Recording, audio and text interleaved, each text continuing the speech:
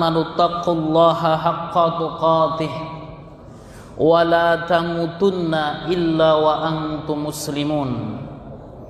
Wa qala nabiyuna Muhammad sallallahu alaihi wasallam fil hadits asy-syarif, may yuridillahu bihi khairan yufaqihu fid din. Wa qala man salaka tariqan yaltamisu fihi ilman sahallahu Allahu bihi tariqan ilal jannah. Bapak Ibu jamaah masjid Ad-Du'a yang dimuliakan Allah Subhanahu wa taala, puji syukur mari senantiasa kita haturkan atas kehadirat Allah Subhanahu wa taala yang telah memberikan kepada kita banyak sekali nikmat dan karunia-Nya. Dan nikmat yang paling besar yang Allah Subhanahu wa taala berikan kepada kita adalah nikmat iman dan Islam. Harta merupakan nikmat yang cukup penting, karena tanpa harta orang dikatakan susah hidup. Akan tetapi harta Allah Subhanahu wa taala memberikannya baik kepada orang yang beriman kepada Allah maupun kepada orang yang tidak beriman kepada Allah Subhanahu wa taala. Orang yang sholat diberikan harta oleh Allah, orang yang tidak sholat pun juga diberikan harta oleh Allah Subhanahu wa taala. Kita mengatakan harta merupakan nikmat yang berharga, akan tetapi ada yang lebih berharga dari itu, yaitu nikmat kesehatan. Apa buktinya bahwasanya kesehatan lebih penting daripada harta? Dalilnya atau buktinya, seseorang rela menghabiskan hartanya untuk mencari kesehatan. Ada orang yang sakit, kemudian dia habiskan hartanya, ia jual hartanya untuk apa? Untuk membeli kesehatan. Akan tetapi kesehatan tersebut juga Allah Subhanahu wa taala berikan baik kepada orang yang beriman kepada Allah dan juga kepada orang yang tidak beriman kepada Allah. Akan tetapi ada sebuah nikmat yang hanya diberikan oleh Allah Subhanahu wa taala untuk kepada orang-orang yang dicintainya, yaitu nikmat iman dan Islam. Dan kita hadir di tempat ini dikarenakan nikmat iman dan Islam. Bahkan orang yang sakit pun akan datang ke majelis-majelis ta'lim, akan datang ke masjid. Apa yang menjadikan ia datang ke masjid tersebut adalah karena iman dan Islam yang ada di dadanya. Maka nikmat terbesar yang Allah Subhanahu wa taala berikan kepada kita adalah nikmat iman dan Islam. Salawat serta salam semoga senantiasa tercurahkan kepada junjungan Nabi besar kita Muhammad sallallahu alaihi wasallam beserta keluarganya, para sahabatnya, para tabi'in, tabi'ut tabi'in dan seluruh pengikutnya yang senantiasa mengikuti jejak dan risalah beliau sampai yaumul qiyamah. Bapak Ibu yang dimuliakan Allah Subhanahu wa taala, ada sebuah fenomena yang menjadi salah satu sebab pecahnya masyarakat. Dan fenomena ini pula yang menjadi salah satu sebab berpecahnya hubungan antar bertetangga. Dan ini banyak sekali kita dapatkan di kampung-kampung terutama, yaitu tentang masalah merampas tanah milik orang lain dan menggeser batas tanah walaupun satu jengkal. Bapak Ibu yang dimuliakan Allah Subhanahu wa taala, hal ini banyak terjadi di masyarakat kita. Bahkan bukan hanya satu dan dua orang yang datang kepada saya kemudian bertanya kepada saya, mengeluhkan kepada saya tentang apa? Kejadian tersebut. Tentang tanahnya diambil orang, tetangganya mengubah batas tanahnya sehingga tanah orang lain pun diambil. Dan ini kalau kita lihat terutama di kampung-kampung, ini fenomena ini banyak sekali terjadi. Dan perpecahan masyarakat dan perpecahan tetangga ini banyak ya, dikarenakan dan disebabkan oleh hal ini. Dan kebanyakan masyarakat mungkin menganggap hal ini sesuatu yang sepele. Akan tetapi sesuatu ini merupakan perkara yang begitu besar sekali, dan azabnya di sisi Allah Subhanahu wa taala kalau kita mengetahui dengan baik, maka azabnya merupakan azab yang begitu luar biasa mengerikan. Ya. Oleh karena itu pada kesempatan malam hari ini kita akan membahas apa saja azab yang akan Allah Subhanahu wa taala timpakan kepada orang-orang yang merampas tanah orang lain atau menggeser batas tanah walaupun sejengkal. Ya. Kita harapkan nanti setelah kita mengetahui azab yang begitu besar dan luar biasa ini, kita bisa memawas diri kita, dan kita bisa mengingatkan saudara-saudara kita bahwasanya hal tersebut merupakan dosa yang sangat besar. Ya. Adapun yang pertama, azab yang akan Allah Subhanahu wa taala timpakan kepada orang yang merampas tanah milik orang lain ataupun menggeser batas tanah walaupun sejengkal, Allah Subhanahu wa taala akan melaknat orang tersebut. Jadi azab yang pertama, Allah Subhanahu wa taala akan melaknat orang yang merampas tanah milik orang lain ataupun menggeser batas tanahnya. Baginda Muhammad sallallahu alaihi wasallam bersabda dalam sebuah hadis yang diriwayatkan oleh Imam Muslim, dan hadis ini merupakan hadis yang sahih.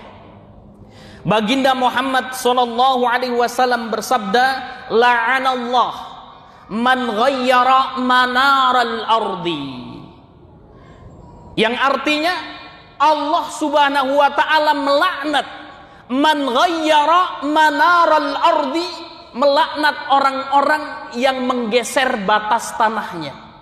Ya. Ini hadis sahih yang diriwayatkan oleh Imam Muslim. Maka azab yang pertama, orang yang merampas tanah milik orang lain atau menggeser batas tanahnya, Allah akan turunkan kepadanya laknat. Bapak Ibu yang dimuliakan Allah Subhanahu wa taala, apa yang dimaksud dengan laknat? Laknatun jamaknya dalam bahasa Arab adalah li'an, yang artinya secara bahasa adalah al-ib'ad, menjauhkan. Atau ada ulama yang mengatakan yang dimaksud dengan laknat secara bahasa at-tardu 'anil khairi, yaitu menjauhkan seseorang dari kebaikan. Maka orang yang kena laknat Allah, maka dia akan jauh dari kebaikan. Maka secara bahasa yang dimaksud dengan laknat adalah at-tardu 'anil khairi, dijauhkan dia dari kebaikan-kebaikan. Adapun yang dimaksud dengan laknat secara istilah adalah al-bu'du min rahmatillah, jauh dari rahmat Allah Subhanahu wa taala. Orang kalau sudah jauh dari rahmat Allah, lalu apa yang ia harapkan dalam hidupnya? Maka inilah yang disebut dengan laknat. Maka kita sering mendengar istilah iblis laknatullah. Iblis laknatullah. Iblis yang dilaknat oleh Allah Subhanahu wa taala. Artinya iblis ketika dilaknat oleh Allah maka akan dijauhkan dari kebaikan-kebaikan, dijauhkan dari rahmat Allah Subhanahu wa taala. Dan seseorang ketika merampas tanah milik orang lain atau menggeser batas tanahnya, kemudian mengambil tanah milik orang lain, maka orang tersebut akan Allah Subhanahu wa taala laknat dia. Ustadz walaupun dia rajin sholat, walaupun dia rajin sholat. Ustadz walaupun dia rajin ngaji, walaupun dia rajin ngaji. Ustadz walaupun dia sudah haji, walaupun dia sudah haji 5 kali. Tapi kalau dia menzalimi orang lain, merampas tanah milik orang lain, menggeser batas tanahnya untuk diperluas, maka Allah Subhanahu wa taala akan melaknat orang tersebut. Orang tersebut akan Allah Subhanahu wa taala jauhkan dari rahmat dan kebaikan-kebaikan. Maka sungguh mengerikan sekali. Maka suatu hari Rasul sallallahu alaihi wasallam mengatakan kepada sahabat-sahabatnya, Wahai sahabat-sahabatku, tahukah kalian orang-orang yang muflis itu? Orang-orang yang muflis adalah orang-orang yang rugi. Kemudian para sahabat mengatakan, ya Rasul, orang yang muflis itu adalah orang yang dagang, orang yang bisnis, kemudian rugi ya Rasul. Kemudian Rasul mengatakan, bukan ini yang saya maksud. Lalu siapa orang-orang yang muflis yang rugi itu ya Rasulullah? Orang-orang yang muflis, orang-orang yang rugi adalah orang yang ketika ia hidup di dunia, dia sholat, dia puasa, dia zakat, dia naik haji, akan tetapi dia mendolimi si fulan, mendolimi si fulan, mendolimi si fulan, sampai akhirnya dia meninggal dunia. Dan kelak pada hari kiamat, orang yang dizalimi tersebut menuntut kepadanya, kemudian pahala sholatnya diambil, pahala zakatnya diambil, pahala puasanya diambil, pahala hajinya diambil, sehingga apa? Habis pahala-pahalanya. Kemudian dia masih mendolimi orang lain lagi, maka kemudian apa? Dosa-dosa orang lain ditimpakan kepadanya. Maka inilah orang-orang yang muflis, kata baginda Rasul. Dan orang yang merampas tanah milik orang lain, walaupun dia sholat, dia zakat, dia puasa, infaknya banyak, kebaikannya banyak, hati-hati. Karena apa? Karena Allah subhanahu wa ta'ala akan menjauhkan dirinya dari kebaikan-kebaikan dan rahmat Allah subhanahu wa ta'ala.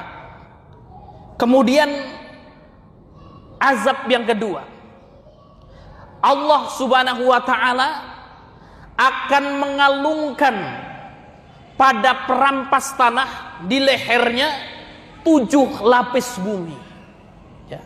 Azab yang kedua, orang yang merampas tanah milik orang lain atau menggeser batas tanah miliknya, maka Allah subhanahu wa ta'ala akan mengalungkan pada lehernya 7 lapis bumi.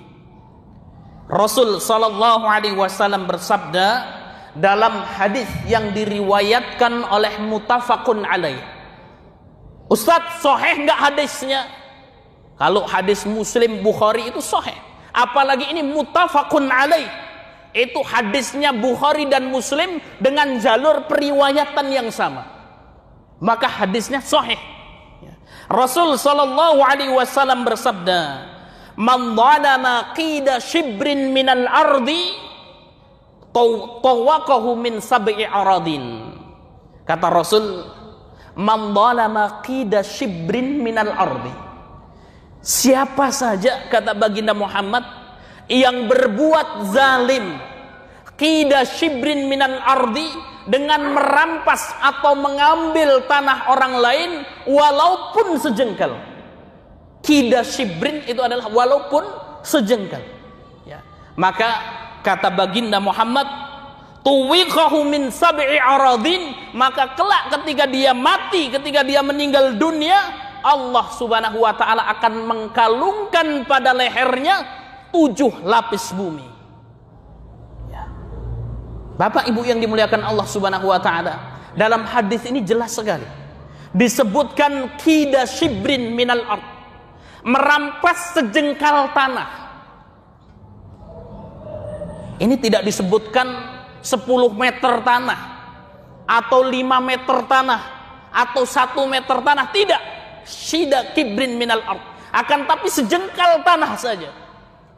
Kalau sejengkal tanah berapa senti, Pak? Berapa senti ini kira-kira? 5. Ya. Ustadz, berarti kalau setengah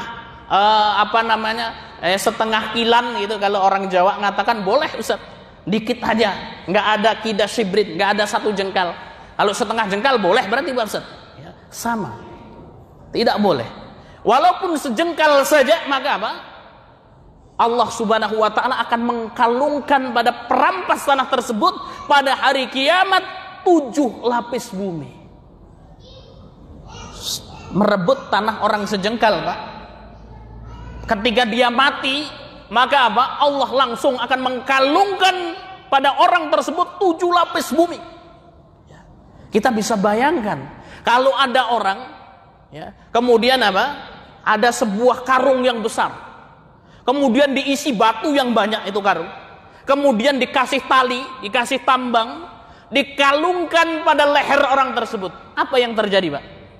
Ya, kalau orang Jawa ngomongnya sengkleh gitu ya, udah nggak bisa jalan dia. Ya, ini satu karung batu saja. Lalu bagaimana kalau apa? Allah Subhanahu wa taala kalungkan dengan 7 lapis bumi. Kita tentunya ingat Bapak Ibu yang dimuliakan Allah Subhanahu wa taala dengan peristiwa besar tsunami yang terjadi atau gempa bumi di Palu dan Donggala. Nah, ini yang Allah Subhanahu wa taala goncang itu belum 7 lapis bumi. Ya, sangat berat sekali ketika dikalungkan bumi ini ke leher orang tersebut, apa yang terjadi? Maka ini azab yang begitu luar biasa sekali. Kemudian yang ketiga, Allah Subhanahu wa taala akan menenggelamkan perampas tanah orang lain. Allah Subhanahu wa taala akan menenggelamkan orang yang menggeser batas tanah orang lain sampai ke dasar bumi. Ya, Allah Subhanahu wa taala tenggelamkan. Walaupun apa? Walaupun 1 jengkal. Akan tapi 1 jengkal itu kalau kita selusuri ke bawah itu ada berapa lapis bumi? Ada 7 lapis bumi. Dan Allah Subhanahu wa taala akan tenggelamkan orang tersebut sampai dasar bumi. Maka Rasul sallallahu alaihi wasallam bersabda, "Man akhadha minal ardi syai'an bighairi haqqihi," kata Rasul.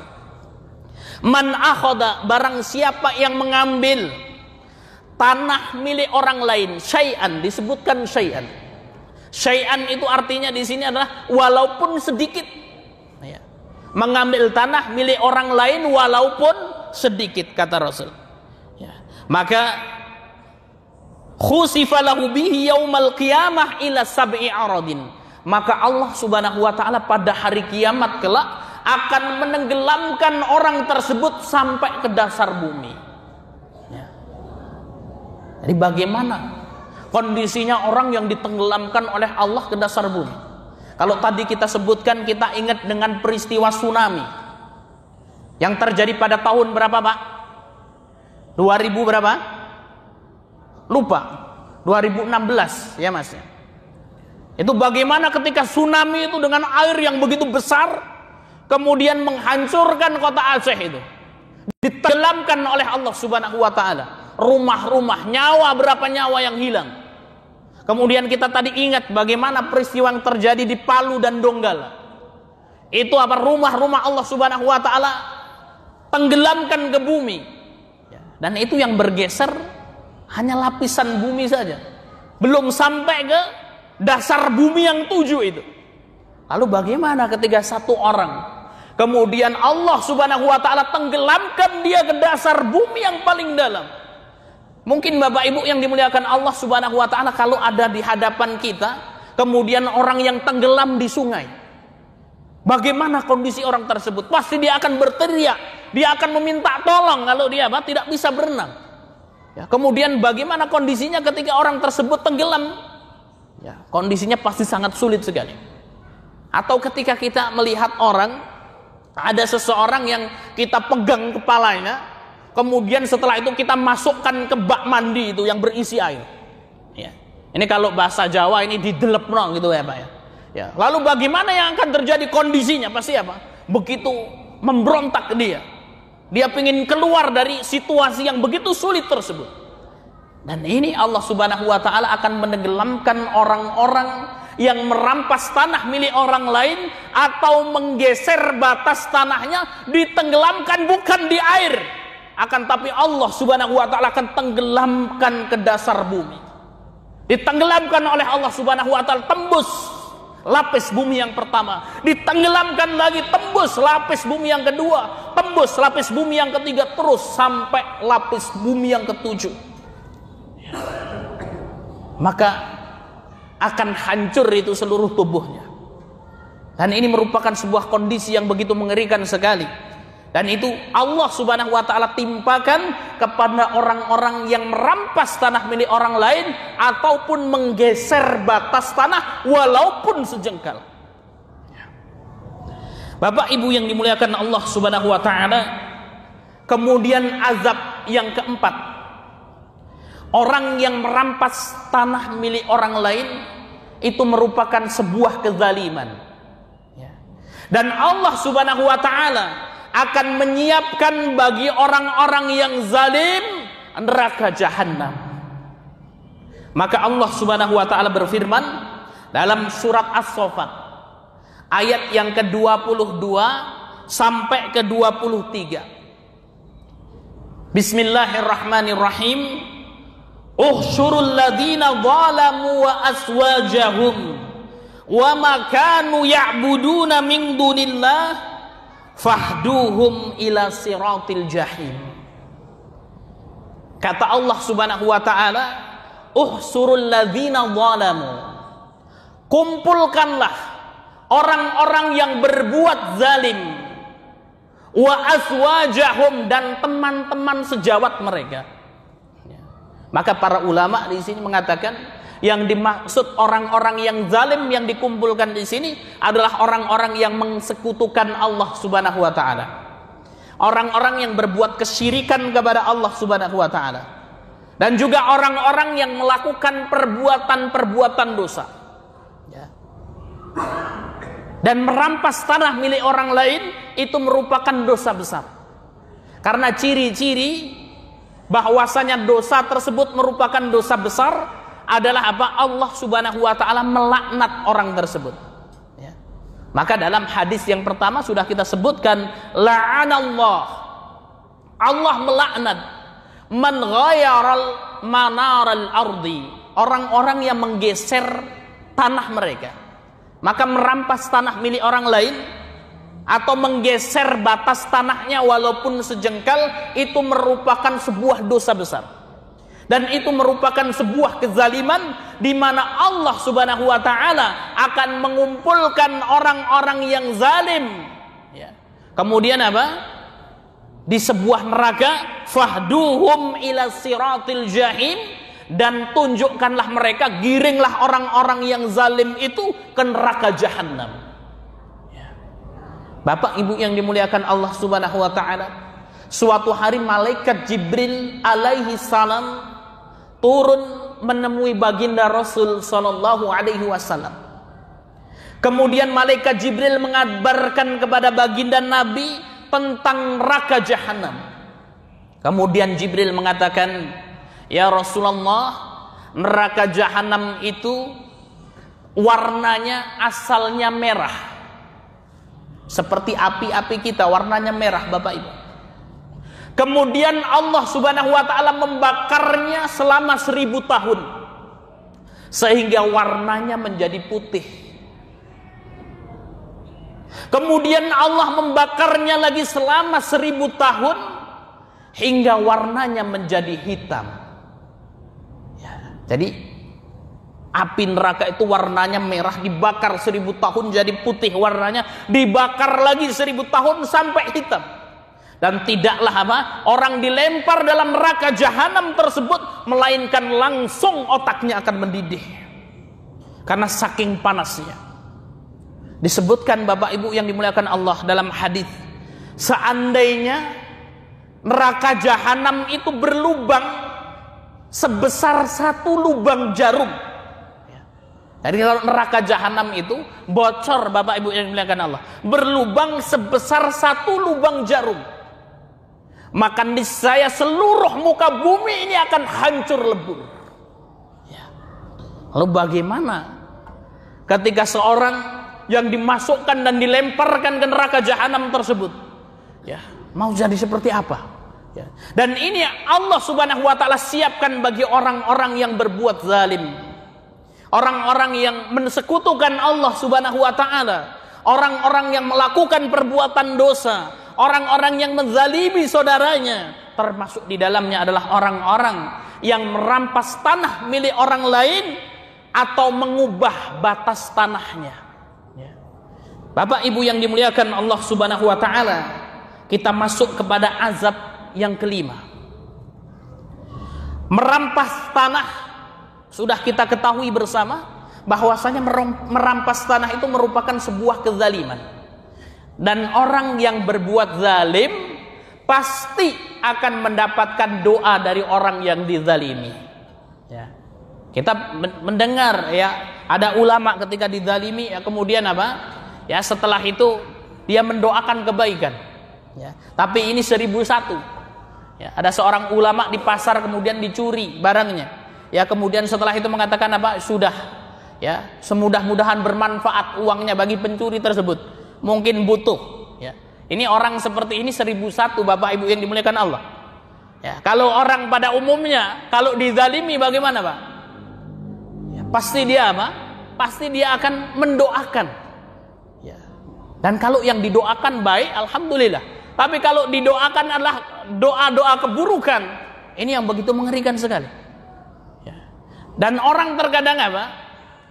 Ketika kita berbicara tentang masalah batas tanah, orang yang terzalimi tersebut pertama mungkin karena apa? Dia kalah jabatannya. Satunya jabatannya tinggi. Kemudian setelah itu apa? Ya, berdebatlah sama orang yang tanahnya mau dizalimi tersebut. Kalah dia. Kenapa? Karena dia takut. Atau mungkin hartanya lebih banyak dan lain sebagainya. Orang lawannya ini lebih kuat dan lain sebagainya. Sehingga apa? Dia menjadi orang terzalimi. Maka hati-hati dengan doa orang yang dizalimi, Bapak Ibu yang dimuliakan Allah Subhanahu wa taala. Maka baginda Muhammad sallallahu alaihi wasallam bersabda, "Salasatun da'watul la turaddu." Ada 3 doa yang tidak mungkin ditolak oleh Allah Subhanahu wa taala. Doanya pasti dikabulkan oleh Allah Subhanahu wa taala. Yang pertama, al-imamul adil. Doa pemimpin yang adil. Ya. Maka kalau kita punya pemimpin yang adil itu doanya akan diijabahi oleh Allah Subhanahu wa taala. Ya. Siapa contoh pemimpin yang adil? Kita kembali kepada sejarah. Ada ya khalifah yang disebut oleh para ulama yang disebut dengan khulafa'ur rasyidin yang kelima, yaitu Umar bin Abdul Aziz. Itu seorang pemimpin yang begitu adilnya. Sampai ketika itu apa? Dia berdoa kepada Allah, selama di bawah kepemimpinannya, maka apa? Semuanya harus sejahtera. Maka di bawah kepemimpinannya lah ya ada domba bersahabat ya dengan serigala. Ya, serigala makanannya apa, Pak? Domba. Tapi di zaman Umar bin Abdul Aziz, domba sama serigala mainan bareng. Kejar-kejaran, lari-larian, tidak saling memakan. Sampai akhirnya apa? Ada anak kecil kemudian apa? Dia mengembala dombanya, kemudian pulang dia menangis. Wahai bapakku, sesungguhnya domba kita mati dimakan serigala. Maka ketika itu bapaknya langsung menangis. Ya, apa yang terjadi wahai anakku? Domba kita meninggal, mati dimakan serigala. Menangislah ya bapak tersebut. Bukan menangisi domba yang meninggal dunia, akan tapi apa? Dia mengatakan, wahai anakku, ketahuilah bahwasanya hari ini Umar bin Abdul Aziz telah meninggal dunia. Sehingga apa? Doanya dicabut kembali oleh Allah Subhanahu wa taala. Al-imamul adil. Kemudian yang kedua, as-shaim hatta yuftira. Doanya orang yang berpuasa sampai ia berbuka. Maka ini doa yang diijabahi. Kemudian yang ketiga, wa da'watul madlum. Dan doanya orang yang terzalimi. Ya. Maka dalam hadis yang lain disebutkan, ittaqillah, takutlah. Ya. Ittaqi bida'watil madlum, kata Rasul, takutlah kalian dengan apa? Doanya orang yang terzalimi. Fa innahu laisa bainaha wa bainallah hijabun. Karena sungguhnya orang yang terzalimi itu kalau dia berdoa kepada Allah, maka apa? Doanya sudah antara dia dan Allah itu tidak ada hijab, tidak ada pembatas. Langsung dikabulkan oleh Allah Subhanahu wa taala. Bahkan dalam hadis yang lain dikatakan, aku pasti, kata Allah, akan mengabulkan doa orang-orang yang terzalimi, baik secara langsung maupun tidak. Tapi intinya apa? Pasti dikabulkan. Maka hati-hati Bapak Ibu yang dimuliakan Allah. Kita lihat kalau ada saudara kita, kalau ada tetangga kita, kemudian kita apa? Berebut tanah ya dengan saudara kita ini. Kemudian kita berlaku curang, kemudian setelah itu apa? Ya, saudara kita kalah, kemudian dia merasa terzalimi, maka hati-hati. Kalau dia sampai berdoa kepada Allah, Allah pasti akan mengabulkannya. Bapak Ibu yang dimuliakan Allah Subhanahu wa taala, ada sebuah kisah nyata. Dan ini disaksikan ceritanya oleh banyak orang. Maka kalau kita sebut dalam hadis itu hadisnya mutawatir. Mutawatir itu nggak mungkin bohong. Ya. Kenapa? Karena yang menyaksikan banyak orang. Ada seorang yang ketika hidupnya dia adalah seorang tentara, Bapak Ibu yang dimuliakan Allah. Seorang militer. Ya. Ini untuk ibrah. Tidak mengapa dan kita tidak menyebutkan namanya. Dia seorang militer, dia seorang tentara. Kemudian dia merupakan orang yang ditakuti di desanya. Nah, ada salah satu kelemahannya yaitu dia suka mengambil tanah milik tetangganya. Dia punya sawah, kemudian merebut sawah milik orang lain. Dan otomatis ketika itu ketika dia mau melawan tentara militer besar, pada takut. Sampai terus terjadi seperti ini, sampai akhirnya orang tersebut pun meninggal dunia. Ketika meninggal dunia, diurus jenazahnya, kemudian dibawa ke liang kuburnya. Dibawa mayat tersebut ke liang kubur. Ketika setelah mau diturunkan ke liang kubur, Bapak Ibu yang dimuliakan Allah, kemudian sudah diukur panjangnya. Ketika dimasukkan ke liang kubur, ternyata ternyata tidak pas. Ya. Sehingga sama orang yang penggali kuburnya tersebut digali kembali. Setelah digali diturunkan kembali, tidak pas lagi. Diukur lagi apa yang salah. Setelah terus dilakukan sampai berulang kali, tidak pas juga Bapak Ibu yang dimuliakan Allah. Kemudian setelah itu ya tubuhnya pun dilipat kemudian dimasukkan ke liang lahat. Dan ini disaksikan oleh banyak orang. Ya. Dan ketika diurut waktu kehidupannya, ternyata dia melakukan sebuah dosa besar, yaitu suka merampas tanah milik orang lain dan suka menggeser batas tanahnya. Bapak Ibu yang dimuliakan Allah Subhanahu wa taala, suatu hari datang seorang ibu-ibu kepada saya. Kemudian dia menceritakan kepada saya, "Ustaz, beberapa hari yang lalu tetangga saya menjual tanahnya. Kemudian setelah itu diukurlah tanah. Kemudian banyak mengambil tanah kami, Pak Ustaz. Ada 3 tetangga yang diambilnya. Tetangga yang pertama, kemudian petugas desa datang, kemudian petugas desa marah, ya. Mana batas tanahnya, Bu? Oh, di sini. Bukan di situ. Kamu tahu apa? Kamu itu nggak tahu apa-apa. Nurut saja kamu. Ya, kemudian diamlah ibu tersebut. Kemudian datang tetangga yang satunya, Pak, bukan di situ, diam. Ini kamu nggak tahu, ngikut saya. Tetangga yang ketiga datang, kemudian cuman diam, dipanggil, kemudian dia mengatakan kepada petugas, wahai bapak, kalau mau ngambil sudah 10 meter nggak apa-apa, diambil punya saya. Pergilah orang yang ketiga. Akan tapi ada satu ibu-ibu, bapak ibu yang dimuliakan Allah, kemudian dia mengatakan, wallah Pak Ustaz, saya tidak ridho dengan hal tersebut, dan saya berdoa kepada Allah Subhanahu wa taala agar Allah Subhanahu wa taala memberikan pengadilannya. Maka terus hari berganti dengan hari, bulan berganti dengan bulan. Kemudian bapak ibu yang dimuliakan Allah Subhanahu wa taala, ini kisah dari ibu tersebut. Ustadz, orang yang pertama tadi yang menzalimi saya Pak Ustadz, petugas desanya Pak Ustadz, sakit dan meninggal dunia. Orang yang kedua Pak Ustadz kemudian jatuh sakit stroke. Masih ada satu Pak Ustadz, dan saya tidak rela terhadap apa yang telah diberbuat kepada saya, Pak Ustaz. Bapak Ibu yang dimuliakan Allah Subhanahu wa taala, ini azab yang kelima, bahwasanya orang-orang yang menzalimi orang lain, maka hati-hati, karena doa orang yang terzalimi tidak ada hijab, tidak ada perantara antara dirinya dan Allah Subhanahu wa taala. Bapak Ibu yang dimuliakan Allah Subhanahu wa taala, inilah azab yang akan Allah Subhanahu wa taala turunkan kepada orang-orang yang merampas tanah dan menggeser tanahnya walaupun sejengkal. Bapak Ibu yang dimuliakan Allah, kalau kita pikirkan, kira-kira apa manfaatnya ketika kita menggeser batas tanah kita? Kira-kira ada 5 meter, 10 meter, paling 1 meter, 6 meter, 7 meter. Tapi manfaatnya apa coba? Kalau kita bayangkan, apakah kemudian setelah batasnya sudah digeser, kemudian orang tersebut bawa kasurnya, bawa bantalnya, kemudian tidur di perbatasan tanah tersebut? Tidak. Di mana tidurnya dia? Di kamarnya. Akan tapi kenapa orang hari ini banyak sekali menggeser batas tanah tersebut. Ya, terutama di desa-desa pertama kali apa? Ditanemin gitu Pak ya. Oh, ini ditanemin singkong ya, atau ditanemin tumbuh-tumbuhan ya. Ya nanti apa? Lama-lama menggeser. Oh, ini punya saya. Yang terjadi seperti itu.